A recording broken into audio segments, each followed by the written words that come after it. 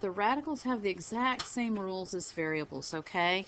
For example, if I said 2x plus 3y, could you do anything to that? No. So if I had 2 times the square root of 3 plus 3 times the square root of 6, you cannot do anything to this either because your radical signs, your radical values aren't matching. There's nothing you can do at this point.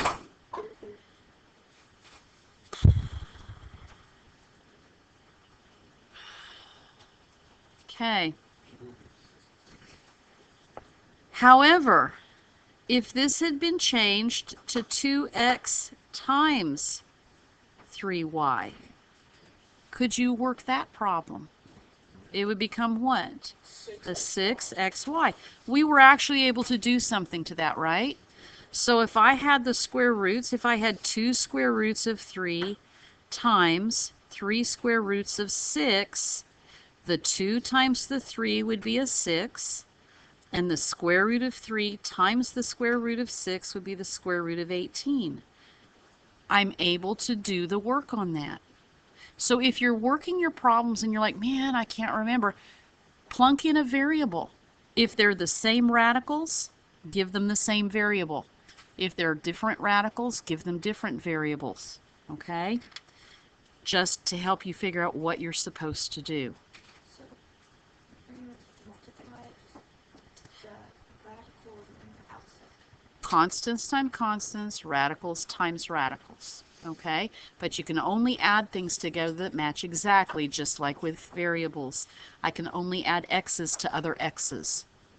I can only add y's to other y's. So if we look at our work, if we look at our notes now, okay, notice what's under the radical sign. You've got the square root of 3, you've got a negative square root of 3, and you've got 8 times the square root of 3. They all are square roots of 3, right? So that would be the same as them all being x's. Could I add all the x's together if they were x's? Yeah. So that means I can add them all together as radicals as well. So you're going to take the coefficients that are out in front, the numbers in front, and add them all together. Don't forget that this is a negative 1. That's usually, if you're going to make a small mistake, that's where it's going to be. So maybe you want to put a little 1 in there just as a reminder to yourself. Okay? So if I add these together, a negative 3 plus a negative 1 makes how much? A negative 4. And then a negative 4 plus 8 makes a positive 4. So I have a positive 4 things. What are those things? They're square roots of 3. So I have 4 square roots of 3. Okay, so all I'm doing is adding the coefficients together. For the most part, that's fairly much it. Okay? Then you just bring the radical over. Just as if these were x's. If I said, if this had been x, x, x, you would have gotten a negative 4x. Okay, it's the same rules. Let's look at the example B. Okay, let's look at example B. Now this time, you have different radicals. You don't always just have to have one radical. Whatever works, works. So in this particular circumstance, notice I've got the square root of 11 here and the square root of 11 here. So let's add those coefficients together. So I would have a 7 and a positive 6. So 7 plus 6 is, and they were called 13 what's? Square roots of 11. Now I'm going to look at these guys because they both have square roots of 3.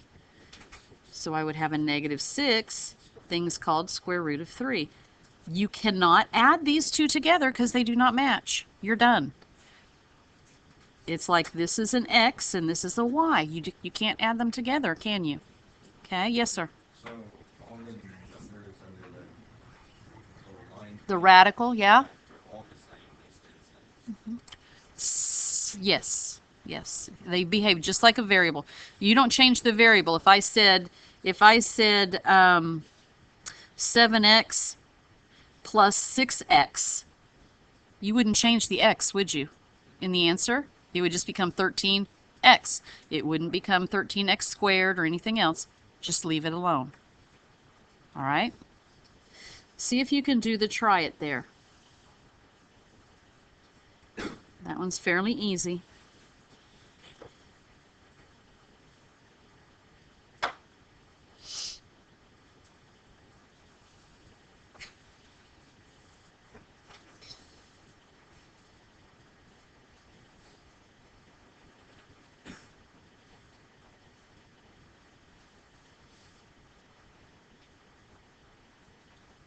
How did you do?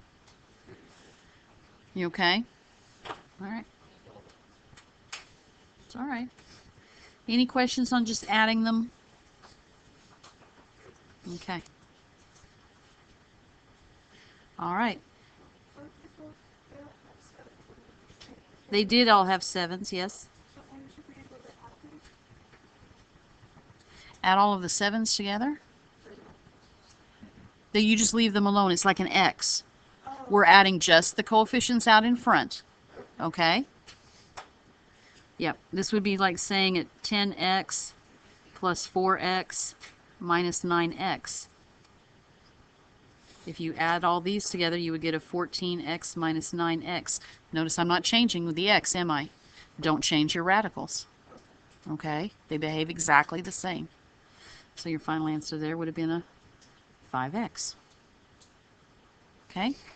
All right. Sometimes, though, you're going to be presented with a problem and you're going to add it, but you're going to have to do a little bit of work first. You're going to try to make the radicals match each other so that you can combine like terms. And that's where we're just going to take it to the division ladder and go, can you please put that thing away? Or put it in your lap or someplace. Okay? If you need it, that's fine. But I need you to pay attention. All right. So we're going to add and subtract. So if we look at this particular problem right here, I've got the square root of 28, the square root of 63, and the square root of 7. They're all different, aren't they? So I've got to maybe try to make something match. Do you think the 7 can turn into anything else? Can I break it down into anything smaller if I take it to the division ladder? No. So I know maybe some of these values can be broken down into a 7. They may or may not. I don't know. But it's a good thought that maybe they will. All right? But I can't do anything to that. But I'm going to try to change the 28. I'm going to try to change the 63. So let's take both of those values to the division ladder. So there's the 28, and there's the 63. Okay? Remember, we have to use only prime numbers. What would you like to use on the 28? A 7. And 7 goes into 28 4 times. And then what prime number goes into 4? A 2, and that gives me a 2. Is 2 a prime number? So I can stop. All right, pair them up. We take the square root, so we get 1 that gets out and a 7 that does not. Oh, that's going to work out. Yay, right? Let's do the 63, and then we'll go and plug them into our problem, and you'll see. I know a 3 works. That's all I can think of. So it's a 2. Oh, yeah, 7 would work. 2 and a 1. Okay, I'm going to use a 3 again, and there's a 7. So we're going to pair them up. 3 gets out. 7 stays underneath. All right. The reason I do those first is that I know where I don't lose track of where I am in my problem. I'm going to simplify those. Now I'm going to come back and plug them into my problem. You don't have to do it in my order. Huh? Oh, your 7 is right there. Can't you see it? Can't you see that 7? God, you guys are blind? What? Okay. Good call. All right. Yeah. Nope. Yeah, it disappeared. It's, what, second hour? Still have half a cup of coffee before I can be held accountable for anything. All right. So look at this problem. The -5 was out in front. It needs to remain out in front. It's kind of like that getaway car we talked about, right? So I'm going to bring down the -5. Instead of the number 20 square root of 28, what did I change that into? 7. Not just a 7, 2 square roots of 7. So I'm going to put parentheses, and go, okay, the 28 is now 2 square roots of 7. And if you will write it like this and use neat handwriting, some people in this classroom, you will do much, much better on your math. You're your own worst enemy sometimes. All right, and then I'm going to bring the 6 down. There's the getaway car on that one. And then instead of the 63, I'm going to plunk in a 3 square roots of 7. And then I'm just going to bring down the negative 11 square roots of 7. So do you see? Yeah, it worked out really well this time, didn't it? But do you see how clear it is to see what you're doing now if you'll write a little bit neater and put parentheses? Well, then it doesn't. If it doesn't, and you're going to have some problems on your worksheet today where some of them will be matching and some of them won't. And if they don't match, they just come along as part of the problem. You can't do anything about it. You just leave it, okay? So let's combine like terms now. What is the negative 5 times the 2? Because remember, coefficient times coefficient. Negative 10, right? So negative 10 square roots of 7 plus 18 square roots of 7 minus 11 square roots of 7. So add things together that match. I'm saying negative 10 and negative 11 make a negative 21. And then negative 21 plus 18, negative 3. So negative 3 square roots of 7 is your final answer. Yes, ma'am? Yes. You do whatever. You're always adding them. If they happen to be negative, you're adding the negative, which is the same as subtracting. Look, a negative 10 and a positive 18. If you struggle, and some of you do struggle with adding negative numbers, get your calculator and plug in exactly what you see, okay?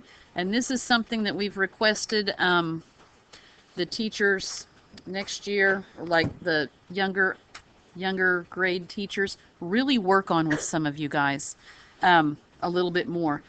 If you see a negative 10, down here at the bottom is the little sign for the negative, okay? So negative 10 plus, that's a positive 18, so I leave it as a regular 18, plus, because you're always adding, but now you're adding another negative 11, okay? So you'll have a double symbol there.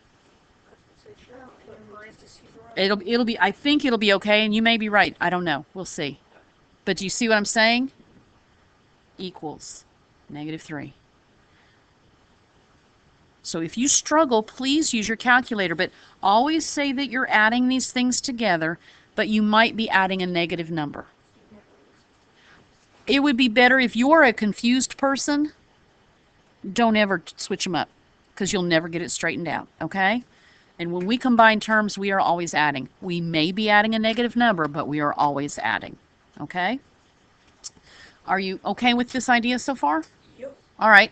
The bottom part is where we're multiplying now. Distributive property, combining like terms, and then possibly having to go to the division ladder once again to make it work. Okay? But remember, when we multiply, it doesn't have to matchy-matchy, because I can multiply an x and a y. I get xy, right? So my radicals do not have to match when I'm multiplying. So if we look here, I have 4 square roots of 10 times 6 square roots of 5. Normal number times the normal number, or the coefficient times the coefficient. 6 times 4 is 24. And then the square root of 10 times the square root of 5 is the square root of 50. Now that needs to be simplified. Okay, so once you do the multiplication, always make sure that you can simplify it with that division ladder thing, okay? And if we take the division ladder on 50, what prime number could work? A 5? Okay, cool, that's a 10. And then what? A 5, and then a 2. So the 50 turns into a 5 square roots of 2, right? So the 24 was out in front, and then the 50 turns into the 5 square roots of 2. That's what's happening right here. And then 24 times 5 is 120. And you're done with your problem. See if you can do this. Try it. You might want to make those parenthesis signs a wee bit bigger. The computer sometimes is not user-friendly, and it makes them small, and sometimes I think they're hard to see what's going on. So I try to make them bigger. So we're going to do distributive property, normal numbers times normal numbers, and radicals times radicals. So the 5 times the 3 makes a 15, and with that I have a square root of 2 times the square root of 3, which makes a square root of 6. Notice they're all together. Okay. Then I'm going to have a 5 times the negative 2, so that's a negative 10. And the square root of 2 times the square root of 2 is the square root of 4, which on the next step we're going to simplify. When you're first learning to do these, try not to do too much in your head because you'll make silly mistakes, okay? All right, so now I'm going to bring down the 15 square roots of 6 minus the 10, and it's 10 times the square root of 4, which in this case is really a 2. So I have 15 square roots of 6 minus 20. And you're done. There's nothing to do. It's good because the square root of 6 can't be simplified. 2 times 3, nothing pairs up, so you're done. Nope. Nope, nope, nope, nope, nope, nope, nope, nope, nope. This is like saying a 15x plus a 20. Can you put those two together? No. That's why I want you, if in doubt, you just change that radical into a variable and see what kind of math can be done. Okay? So, nope. That's the final answer. Okay? Have you any questions? Next week. The square root of 4 is a 2. Yep. Okay? All right. I'll get you the worksheet. You got about 25 minutes to work on it. Some people will get almost finished. Some people will get barely started. But do the best you can, okay? I am not giving you the answers to it. Okay.